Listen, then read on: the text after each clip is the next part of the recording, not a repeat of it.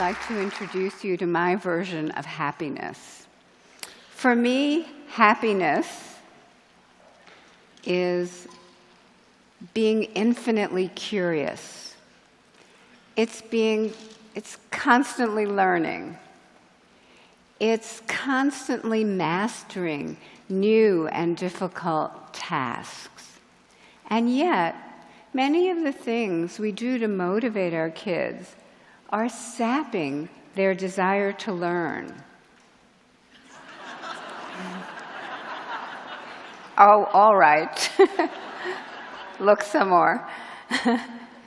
How do we make sure, then, that kids and adults remain eager to learn?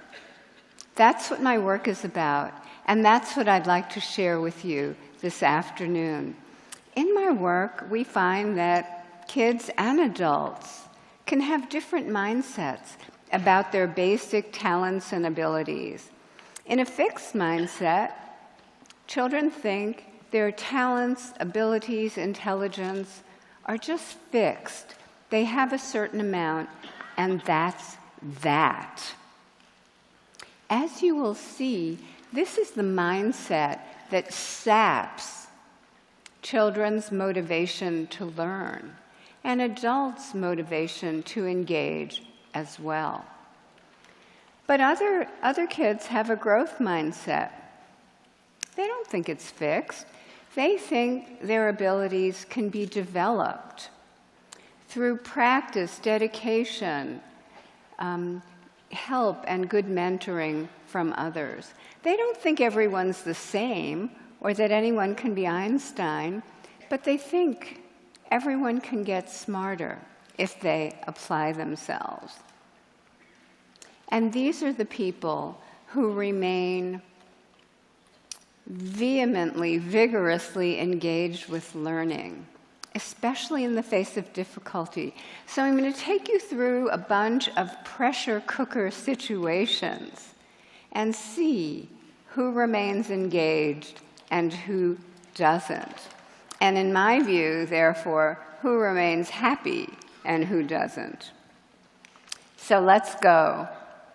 In one study, we followed hundreds of seventh graders through their transition. Seventh grade in the US, they're about 13 years of age. It's a terrible transition for many students. Everything gets harder, the grading gets more stringent, the environment becomes less personal. And that's when we see students turning off to school. So we measured students' mindsets at the beginning of seventh grade. We saw who believed their intelligence was just fixed versus who believed it could be developed. And look what we found. Although the two groups entered seventh grade with identical past achievement in maths, their grades diverged steadily over the next 2 years.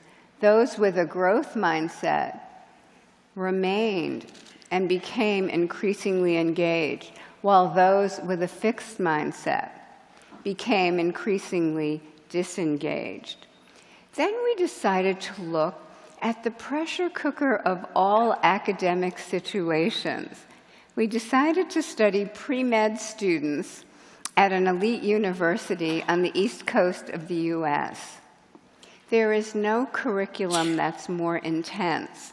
Moreover, students have lived their lives for this moment to gain entrance into a pre-medical curriculum. Their parents have lived their lives for this moment. And yet, those with a growth mindset said they cared more about learning than they did about grades. They remained, moreover, engaged in vigorous learning, even when things didn't go well for them initially. And look what happened. As a result of their vigorous engagement in the learning process, in the face of remaining engaged when the going got rough, they actually ended up with significantly higher final grades than those with the fixed mindset, who were always worried about how smart they were. They, as a group, did not recover from poor initial performance. They worried about whether it meant they were smart or dumb, but they didn't get back in there and engage vigorously. I want to show you how this vigorous engagement works in the brain. In this study, students' brains were monitored as they worked on a task, made mistakes, and they saw as they worked on a task and made mistakes. Now, what we see here are the growth mindset brains. When they made mistakes, they detected them, they processed them, and they corrected them. So they remained engaged and curious and effective. But on the left, the fixed mindset brains, they show almost no sign of engaging with the errors. They are running from the errors as fast as possible. That is not a recipe for effective engagement or achievement. How are these mindsets learned? The most interesting way we've studied them is in the context of praise. We've done experiments with little kids ranging to older kids, and in these experiments, children perform on a task, and some of them are praised for their ability. You're really smart.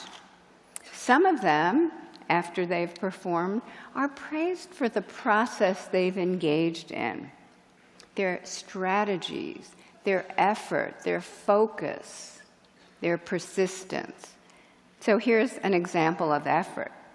You worked really hard. What we have found in study after study is that ability praise backfires.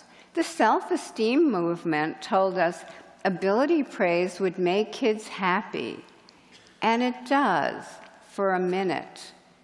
But as soon as they encounter difficulty, that happiness fades away. So ability praise, we've found, puts them into a fixed mindset, and as soon as the task becomes difficult, they start being unhappy, disengaging, and becoming less and less effective in their problem solving. But those who receive process praise, again, strategies, effort, perseverance, they go into more of a growth mindset, and their engagement becomes more and more vigorous as the problems get harder. Their problem solving becomes more and more effective as the problems get harder.